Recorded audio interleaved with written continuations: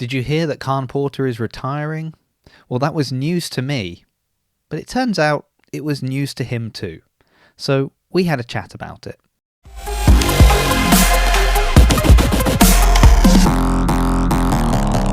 Welcome back to the channel. So let's talk about Khan Porter's retirement, or more accurately, the fact that reports of his retirement have been greatly exaggerated. And if you were ever curious as to why I started this channel, this is really a great example. So let's take a look at the retirement post put up by BoxRocks, what Khan Porter's plans actually are, how does this tie in with me starting the channel in any way, and most importantly, what does Khan have to say about all of this? Because I actually had the chance to sit down and talk to him about everything, and the majority of this video will be that interview.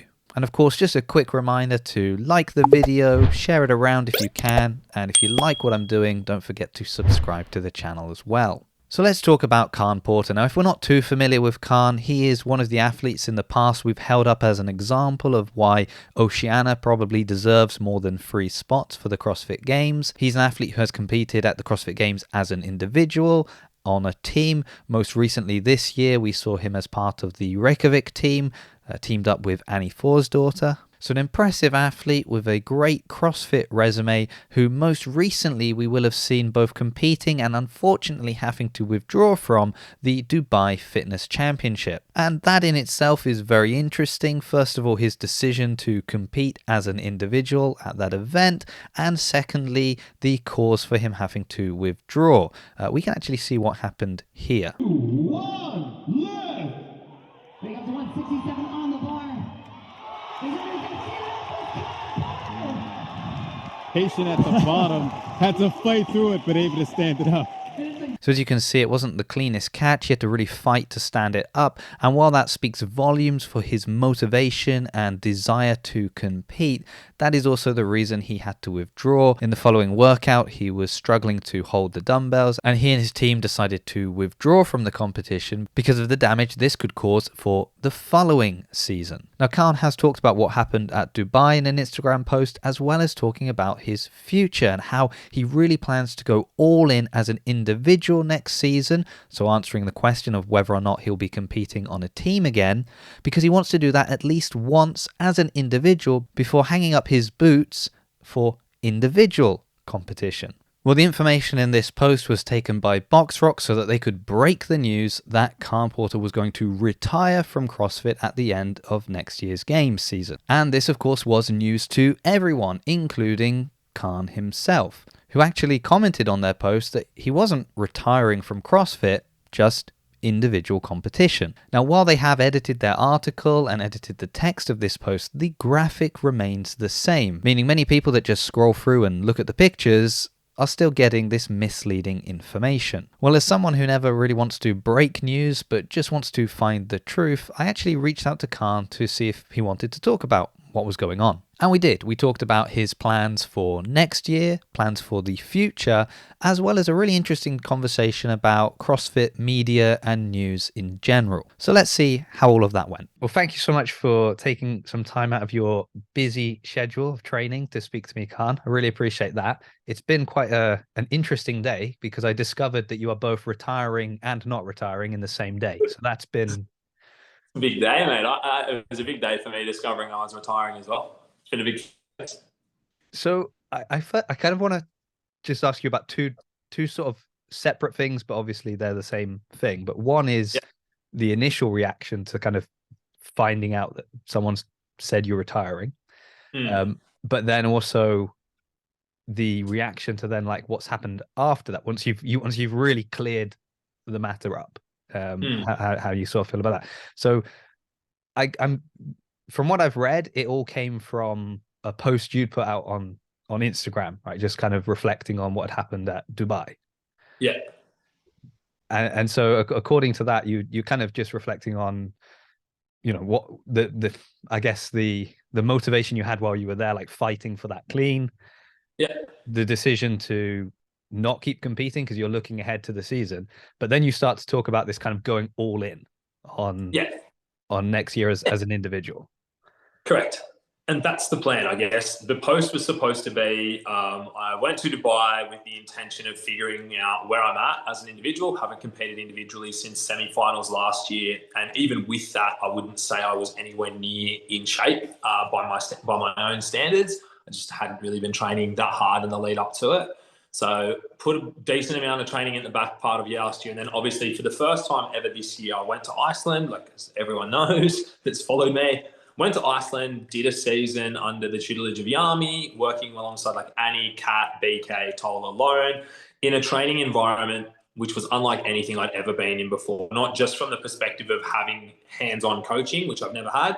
I've never had training partners that caliber. In fact, I've seldom had training partners full stop. I've had a few people here and there that I've trained with, but it's been very much recreational athletes for whom that's not a priority. So first time, I would say, I mean, training has always been a priority of mine, but I would never say it's been my sole priority or my main priority. Kind of been juggled around with a few other bits and pieces, which has happened for a variety of reasons. Like I don't need to go into those. It's probably a whole other conversation. However, so I did that, had some incredible results. Just before I went to the games this year, I had a couple of conversations with Yami who kind of said, hey, would you consider doing another year back here all in as an individual? May as well do it, see where you're at.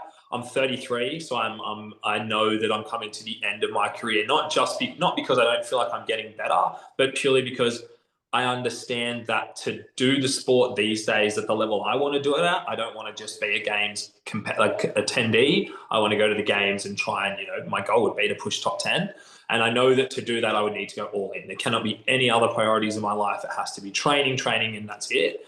And so my announcement was that first of all, the number one question I've been asked since the games are what am I doing next year, team or individual? So to clarify, my goal is to go individual, and it's my goal to do that and go all in. So in the same way that I went all in on training this year with the team, I want to go all in on training as an individual. And it will that will be my last year ever doing that. Like I'm going to go all in on individual next year, and then I'll hang up the boots from CrossFit being my primary focus. And that's all I meant by that post.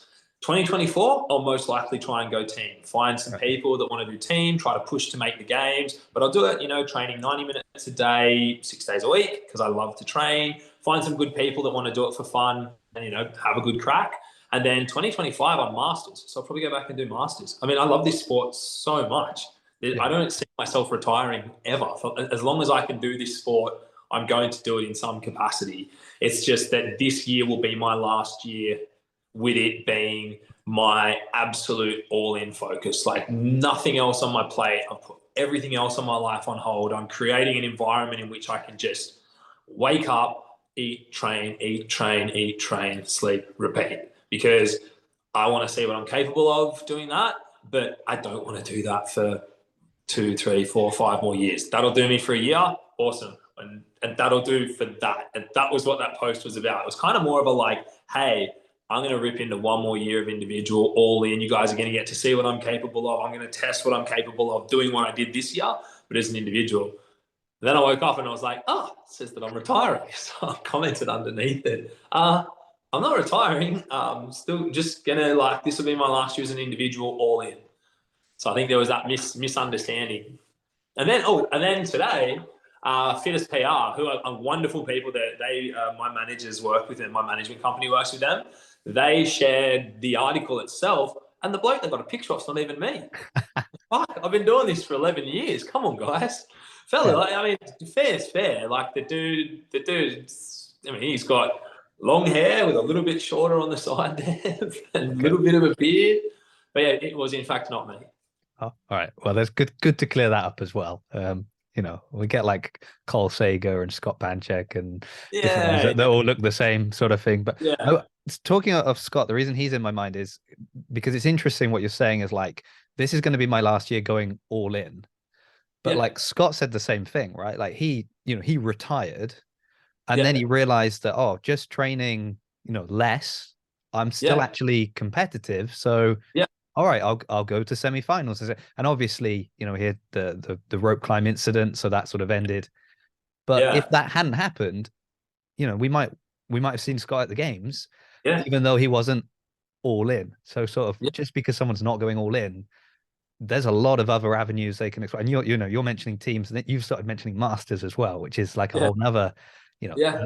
and that could take you up to 80 plus, right? So you could be Exactly. doing this for a And long the time. other thing as well is I'm talking specifically about the CrossFit Games season. Like I'll do if I can qualify for Dubai next year, I'll do Dubai next year. Yeah. If I can qualify for Wadapalooza next year, I'll do Wadapalooza next year. Like I have every intention of staying in the space, staying active in the space because I love it. Like I love competing. It's something that I used to see as a means to an end or something that I had to do, a necessary evil. But now, like I love, like it's my favorite part of being involved in this sport is the competitions. Not just because I enjoy competing, but because it's how I see all my friends, like the people in the space that I've become super close with. Like that was the highlight for me of Dubai. I was hanging out with all the boys, like getting to see, Jona and Fikowski, boys that I've been competing with for for over a decade with Jona and over a decade for both of them.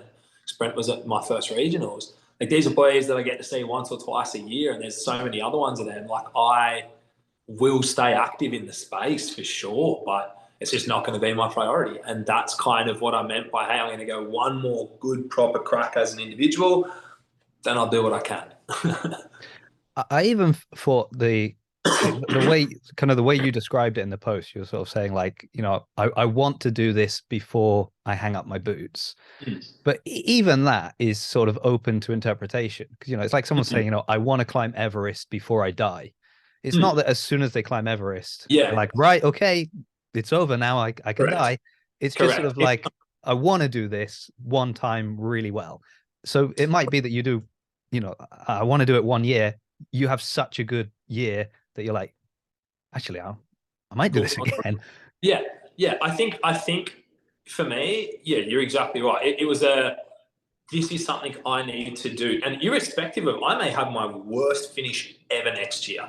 Don't think I will. If I do, I can then move on with my life knowing that I at least did this once because I've never done it. I've always done, it's going to sound, like I've always trained hard, but I feel like when I look at the way that I trained and everything I did outside of training this year, I did the bare minimum I needed to do to stay competitive enough throughout the rest of my career. That doesn't mean I wasn't trying. That doesn't mean I wasn't working my ass off in the gym, but it was chalk and cheese compared to what I did. And I was like, man, I want to see what I can do as an individual training like that because that's cool. Like if I can have a red hot crack, I'd love to see it. If I come 12th in my region and don't even make the games, so be it. Like at least I had that crack and then I can move forward with my life. Whether that means I stop competing for a little while, whether it means I definitely go team, whatever it is. Yeah, this was just kind of like a, hey, this is a milestone that I want to tick off. This is something I want to do. What I do afterwards, I'm not sure, but my goal isn't going to be to compete as an individual ever again. Nice. Okay.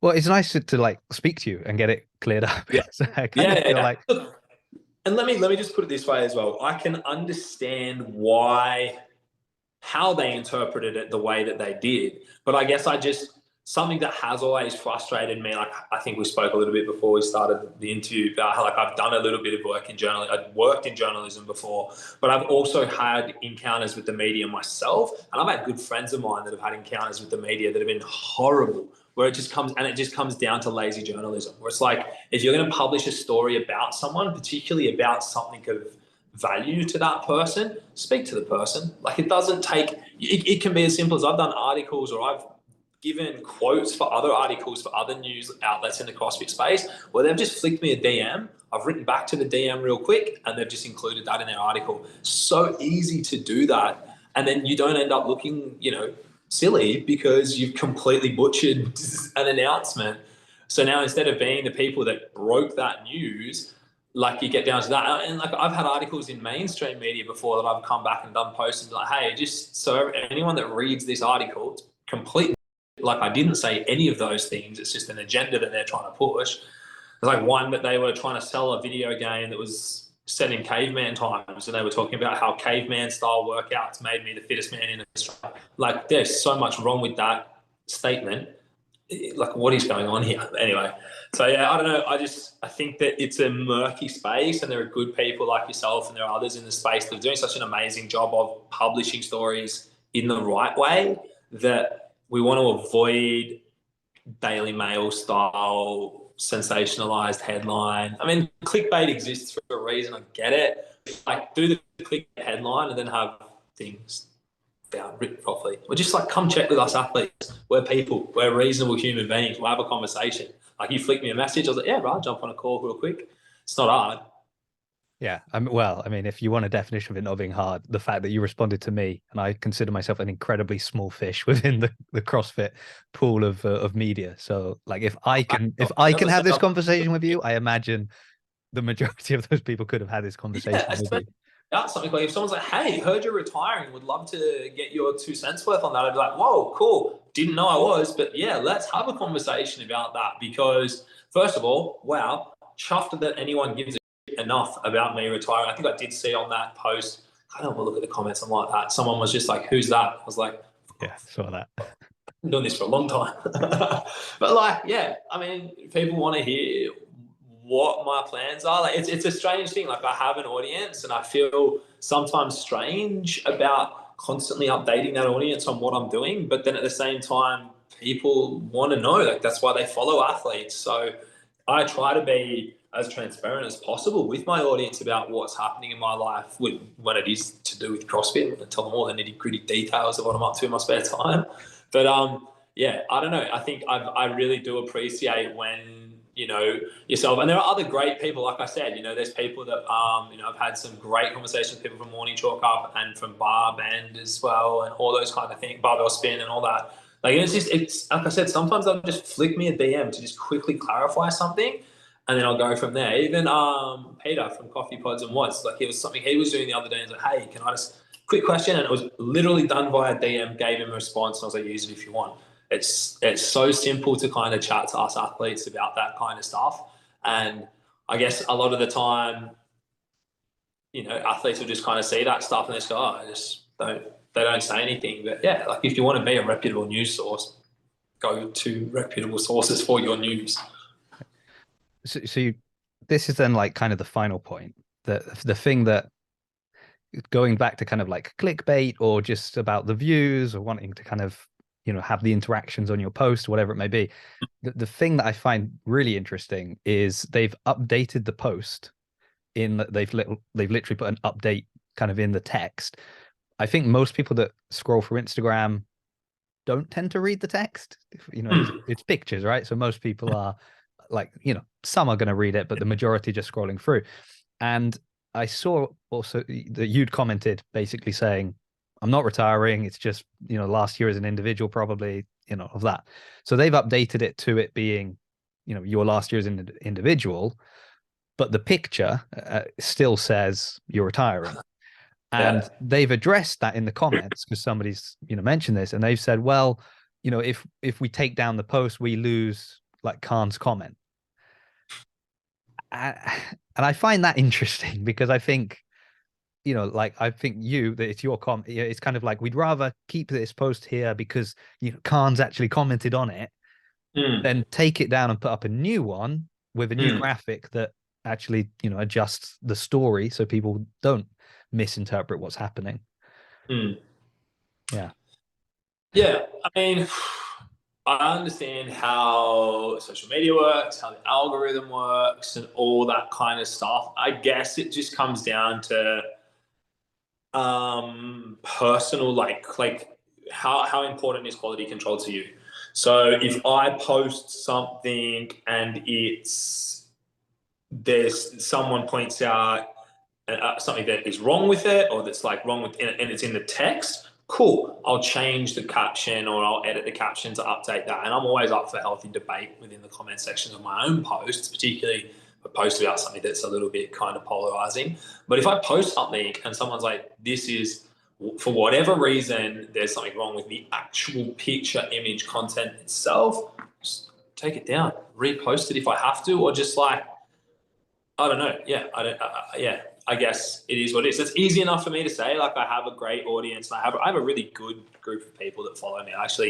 I'm really lucky in the people that follow me. I don't get a lot of trolls. I don't get a lot of kind of just comments. I get the odd thing here and there, but it comes with the territory. So yeah, I don't really feel like I encounter that too much. But Yeah, I don't know. It is a tricky one. Like it's a competitive space. I feel like there's just been this boom in CrossFit, let's call it like news outlets, or CrossFit kind of like, yeah, news outlets, I guess is the best way of putting it. And I understand that it's a competitive space, but um, simply regurgitating an athlete's post, in my opinion, isn't necessary, like just to be the first people to break that news. We're not, because the athlete's broken that news first. Like the first people, like you're the first person that I've spoken to about my goals for next year since Dubai. So in effect, you'll be the first person to go ahead and break the news of exactly what it is that I'm doing next year, because I posted my little thing on Instagram. I thought that was enough information for my followers. There was that little article posted by whatever it is, Box Rocks, I think it was, which was factually inaccurate. So it's like, cool, like that's awesome. They got that out there. They broke, kind of posted fragments of what I already posted. Yeah, so I don't understand that. I don't understand that kind of like the reposting with zero added value, if that makes sense. So, but at the same time, like me, how I run my social media is how I run my social media, and how I don't know. I believe if you're going to repost, or if you're going to if you're going to share information that's just already exists exactly as it is, adding your own value to that, or adding your own spin or extra or whatever it is, and it can be simply a quote that wasn't in there, like do that, because then that means what you're posting is different. What you're giving out there is breaking news. It's not just a repost. But yeah. Add your own spin as long as it's accurate. Oh yeah, exactly right. Or have an opinion on it. Go, I needs to retire. He's old and he's has been. Like, I don't give a f- say what you want to say, but at least then it's something different. Khan retires about time too. There's a headline. Like Khan says he might retire. We think he should. Do that. There you go. Well, Australia might finally get more than 3 spots, but Khan doesn't want one, so he's retiring. You guys, we will get more than 3 spots. The boys are on, I reckon. But anyway. Nice. Well, thank you so much for making some time to speak to me. I really appreciate it, because I'm all about the source, and it's not always easy to get, straight from the athlete. So I do appreciate it whenever they get in contact. So that's great. So thanks very much, Khan. And no worries, mate. Yeah. And well, and actually, I also wanted to say that I was planning to reach out to you in a few weeks anyway, because I was curious to know if you were going to go team or not, because at Dubai you'd competed as an individual, and basically the things you put in the post I'd sort of seen happen, and I was like, this is all very interesting. I wonder why he's doing this. What's his goal? And I didn't need to reach out to you, because I think it is nice, as you said, when athletes let us know ahead of time what they're planning to do. It's just a shame that you did that, and it sort of got misinterpreted a little bit. But hey, exactly. Well, all the best for going all in. Thank you, buddy. I look forward to it. Can't wait to see what you're able to achieve, and then looking forward to seeing you as a Masters in a couple of years as well. Me too. I don't know if I'm mentally ready to call myself a Masters, but I'll get there. I've got 2 years. It's great. It's great. Trust me. Awesome, brother. I'm all over that. Thank you so much. All right. Thanks so much, Khan. So there we have it. Khan is not going anywhere. We're going to see him for many years to come, an individual this year. Then we've talked about teams in the future, as well as even returning as a Masters athlete. But I also really enjoyed the discussion we had about CrossFit news and media in general, and the importance of going to the source, of making sure what we're saying is accurate and true. And I'm a big believer in that. I never want to be first. I'd much rather be accurate. And I think if you're here and you've made it this far through the video, then you're the kind of person that really appreciates truth over sensationalism. But as always, what do you think? Are you happy to hear that Khan is going to be with us for many years to come? Are we overreacting to maybe a misunderstanding on the part of Box Rocks? Or do you think those of us that report CrossFit news and media really should be held more accountable for the things we say? As always, let me know what you think in the comments. Thank you so much for watching, and I hope to see you in a future video.